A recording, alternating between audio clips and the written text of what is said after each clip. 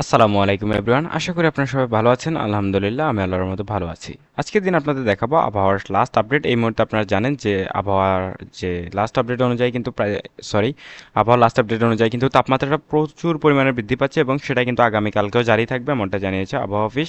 বিশেষ করে যদি আমরা কথা বলি, বাংলাদেশের বেশ কিছু অঞ্চলে কিন্তু আবারও হিট অ্যালার্ট জারি করেছে এবং কিন্তু সেই এলাকাগুলোতে স্কুল, কলেজ এবং মাদ্রাসা কিন্তু বন্ধ করে দেওয়া হয়েছে এবং অর্থাৎ আগামীকালকে বন্ধ থাকবে এবং তারপর দিন মে মাসের প্রথম দিন, সেদিন কিন্তু সরকারি বন্ধ এবং অর্থাৎ আগামী 2 দিন স্কুল কলেজ বন্ধ থাকবে বেশ কিছু এলাকায়।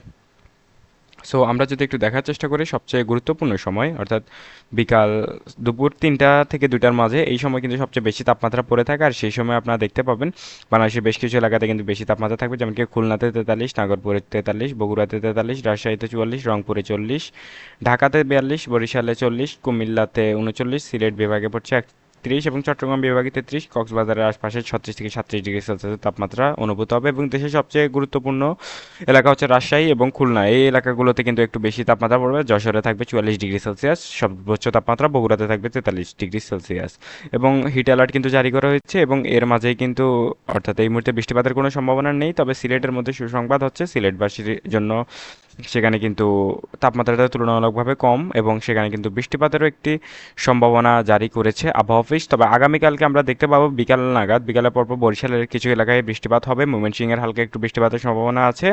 একই সাথে কিন্তু সিলেটের উপরেও হালকা একটু বৃষ্টির সম্ভাবনা আছে আগামীকালকে, এবং সিলেটে কিন্তু বেশ কিছুদিন ধরে বৃষ্টিপাত হচ্ছে। কুমিল্লা, সিলেট, বরিশাল, খুলনা এই এলাকাগুলোতে হালকা হালকা ঝিরে ঝিরে বৃষ্টিপাত হওয়ার সম্ভাবনা থাকলেও সিলেট অঞ্চলে বেশ ভালো পরিমাণে বৃষ্টিপাত হতে যাবে আগামীকালকে সন্ধ্যার পরপর, অর্থাৎ সন্ধ্যা 6টা থেকে 9টার মধ্যে বৃষ্টিপাতটা হবে এবং রাতের দিকে হালকা বৃষ্টিপাতের সম্ভাবনা আছে। সো এই ছিল মোটামুটি এই মুহূর্তে আমার কাছে লাস্ট আপডেট আবহাওয়া নিয়ে এবং তাপমাত্রা নিয়ে। সবাই ভালো থাকবেন। আসসালামু আলাইকুম।